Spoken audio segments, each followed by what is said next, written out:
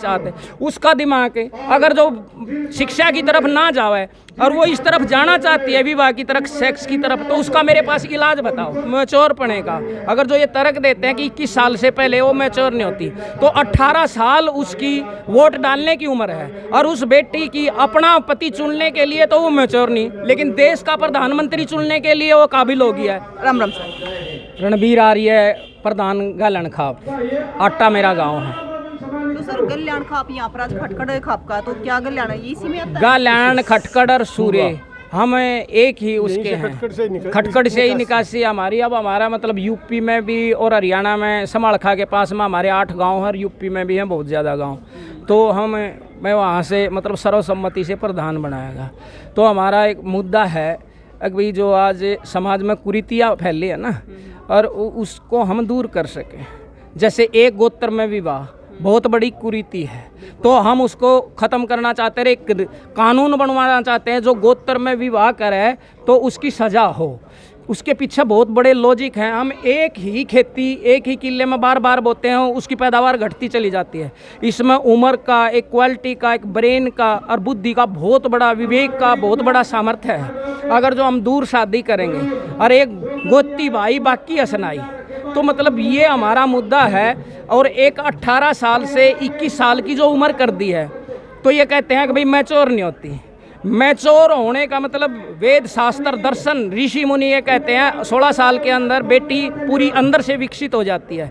लेकिन उस मैच्योर पढ़ने का, अगर जो ये तर्क देते हैं कि 21 साल से पहले वो मैच्योर नहीं होती, तो 18 साल उसकी वोट डालने की उम्र है और उस बेटी की अपना पति चुनने के लिए तो वो मैच्योर नहीं, लेकिन देश का प्रधानमंत्री चुनने के लिए वो काबिल हो गया है। देश डूब जाओ 14 बह, एक घर नहीं, मतलब घर के लिए इतने प्रतिबंध लगाते हैं। अगर जो मेरी बेटी है, दूसरा तो कोई काली मान जाए, मेरी बेटी है 18 साल के बाद 12वीं पास करने के पश्चात उसका दिमाग है, अगर जो शिक्षा की तरफ ना जावे और वो इस तरफ जाना चाहती है विवाह की तरफ, सेक्स की तरफ, तो उसका मेरे पास इलाज बताओ।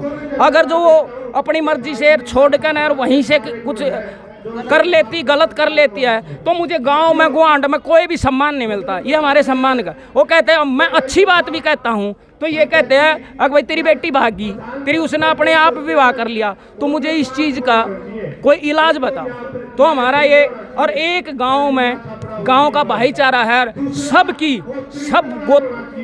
सब जातियों की, जो आज बता, लेकिन हम मनुष्य जाति को मानने वाले हैं। वो हमारी बेटी है गांव की, उसका सम्मान करते हैं। हम बारात में जाते हैं, किसी भी नाई तेली धोबी मनियार कोई भी हो, हम उस बेटी का अपनी बेटी मानकर ना सम्मान करते हैं। तो इसलिए हमारा ये मानना है, और वैदिक सनातन संस्कृति को ये कहते हैं, लेकिन उसके विरोध में कानून बना रहे हैं। एक बेटी शादीशुदा लिविंग रिलेशनशिप है, वो किस लिए है? यहाँ तो पतिव्रता नारी होती थी, एक पतिव्रता, और इतनी ऊंचा जीवन उनका था, वो कई मतलब इतने लंबा जीवन जीती थी। उनकी औलाद यत्र नार्यस्तु पूज्यन्ते रमन्ते तत्र देवता, जहाँ पति पत्नी का और पति पत्नी का सम्मान करता है, उन घरों के अंदर इतनी उच्च कोटि की संस्कारवान संतान उत्पन्न होती हैं जो कभी गलत कदम नहीं उठा सकती।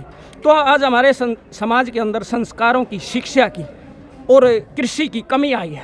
शिक्षा आदमी को दिमाग ठीक करती है और कृषि आदमी का स्वास्थ्य ठीक करती है। जब ये दोनों सुधर जाएंगी तो देश आज भी दुनिया का सिरमौर होगा। जो हमारे पास भू संसाधन बहुत ज़्यादा हैं भारतवर्ष के अंदर, हम ये चाहते हैं दोबारा से सनातन संस्कृति, वैदिक संस्कृति आवे और हम अंधविश्वास से, इनसे सब चीज़ों से हमारा मुक्ति हमें मिले। और कोई आपका प्रश्न हो तो बताओ। देखो सर, अगर बात ये है कि मतलब अगर वोट डालने की भी फिर 21 साल की होनी चाहिए एज है? अगर बेटी की एज शादी की 21 साल की कर दी जाए, हाँ, तो वोट डालने की भी 21 साल, वोट डालने की भी 21 की होनी चाहिए। तो ये दोगलापन क्यों है? वो देश का प्रधानमंत्री, MLA, राज्यसभा का मेंबर चुनने के लिए तो वो काबिल है, और अपना पति चुनने के लिए वो नाकाबिल है। तो ये कहाँ का मतलब न्याय कहाँ है? आप बताइए, किसी से पूछ लीजिए। सर जैसे खाप चुना गया आज, खटखड़ हाँ, का प्रधान भी चुने गए हैं, प्रधान भी चुने गए हैं, कई बार खापों पे सवाल भी उठते हैं। देखो, मैं ये मानता हूँ खापों में भी कमी आई। खाप का निर्माण होया कैसे?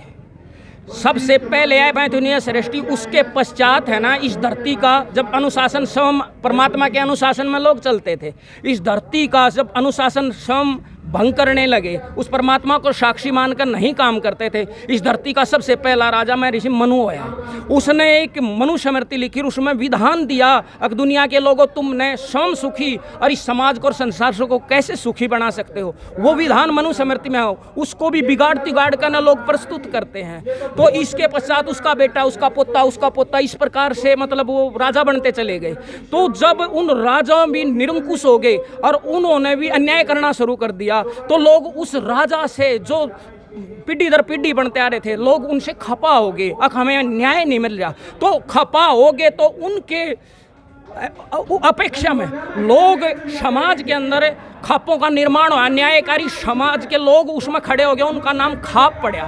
तो उस खापों ने राजा के विरोध में भी लड़ना शुरू किया। कोई किसी के साथ अन्याय करे राजा तो उसके विरोध में खाप खड़ी होगी और राजा को भी गद्दी से नीचे उतार दिया। खापों का तो इतना बड़ा इस भारतवर्ष के अंदर योगदान है कि विदेशी राजाओं को तोड़ने वाले, उनको लड़ाई से करके उसके वहाँ से गिराने वाले खापों का सबसे बड़ा योगदान है। देखो सर, खापों की लड़ाई कहीं ना कहीं कानून से भी है। कानून से है, लेकिन मतलब आज कानून कमी तो मतलब कानून में भी है। क्योंकि सर अगर बात कानून की करें तो क्योंकि जब कोई बेटी गलत कदम उठाती है तो कानून उसको सपोर्ट करता है। हाँ। लेकिन खाप उसको सपोर्ट, लेकिन बेटा इसमें कानून में, संविधान में तो पता नहीं कितनी बार परिवर्तन आ लिए, लेकिन एक ईश्वर का संविधान है, ऋषियों का संविधान वेद है, उसमें कभी भी वो रीत है। ये सत्य है, सत्य हर समय बदलता रहता, लेकिन रीत कभी नहीं बदलता। उदाहरण के लिए जैसे सूर्य है, सूर्य पूर्व में उदय होता है, ये सत्य है और पश्चिम में सत्य है, लेकिन यूनिवर्सल ट्रूथ नहीं है। यूनिवर्सल ट्रूथ तो बेटा ये है कि सूर्य कभी उदय नहीं होता, भूमि उसके साथ घूम जाती है और उसके सामने आ जाती है, तो उस भूमि के भाग पे प्रकाश होता है। एक रीत है, एक सत्य है। ईश्वर के नियम रीत हैं, अटल हैं, और वो वैदिक संस्कृति में है, जो कभी नहीं विश्व को वर्णने योग्य संस्कृति वैदिक संस्कृति है। हम उनके पोषक हैं, संवाहक हैं।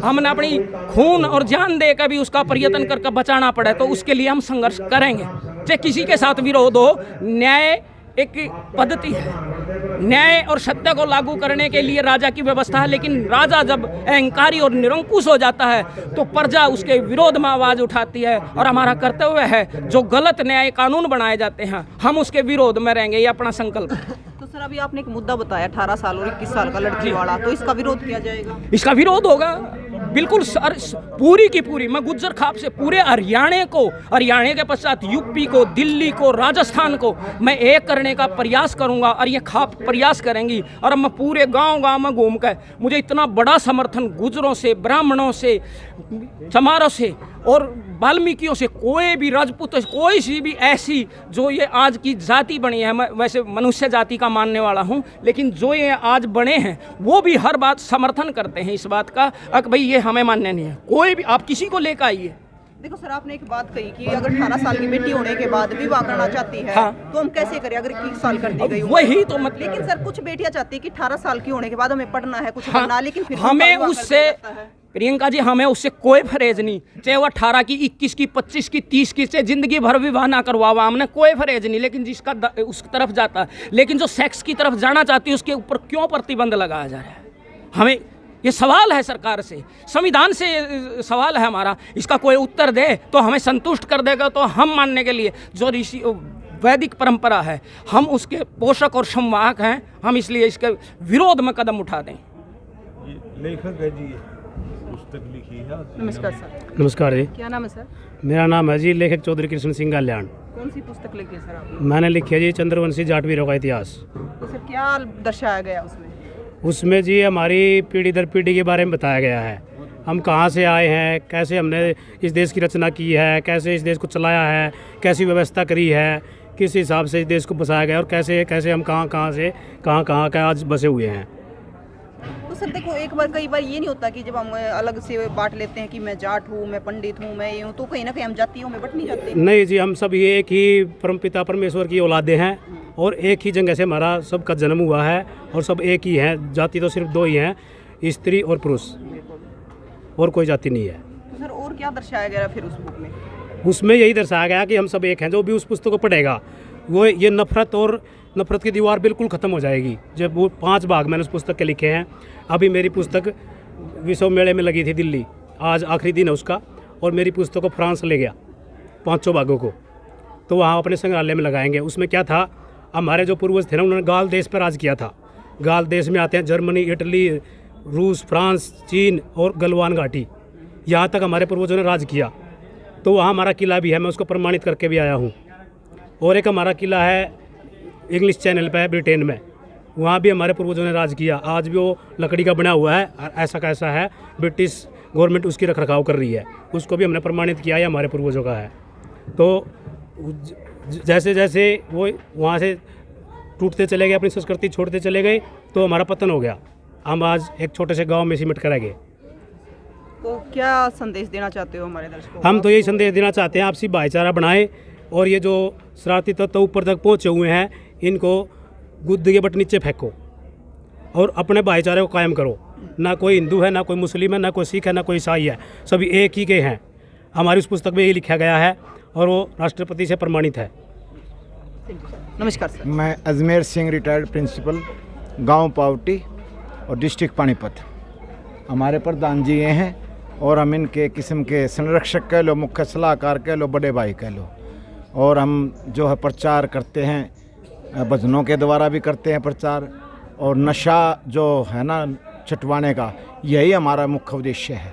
नशा किसी भी प्रकार का नशा हो, चाहे अहंकार का नशा हो, चाहे जो है किसी और दूसरी चीज़ का नशा हो, नशे सारे बुरे होते हैं जी, और अति चीज़ हर एक बुरी होती है, कोई भी चीज़ है वो बुरी होती है। इसलिए हमारा ये अभियान जो है, एक तो ये इसके ऊपर है जो गोत्र के ऊपर के गोत्र में शादी नहीं होनी चाहिए, एक 60 किलोमीटर का दायरा होना चाहिए जी।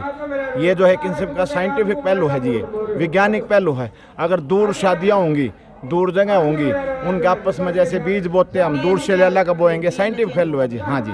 तो इसके अलावा हम शिक्षा के क्षेत्र में भी प्रचार करते हैं, भाई पढ़ो किसी भी तरह का। जैसे मैं टीचर हूँ, मैंने अपने मोबाइल पर भी इस पर कर रखा है, भाई 6ठी से लेकर 12वीं तक पढ़ो। मेरे से किसी प्रकार का कंपटीशन टेस्ट है, मैंने खुद भी कंपटीशन टेस्ट किए हैं, हेडमास्टर का भी क्लियर किया, मैंने जेबीटी टीचर का भी खुद करके मैं लग गया हूँ मेहनत के हिसाब से।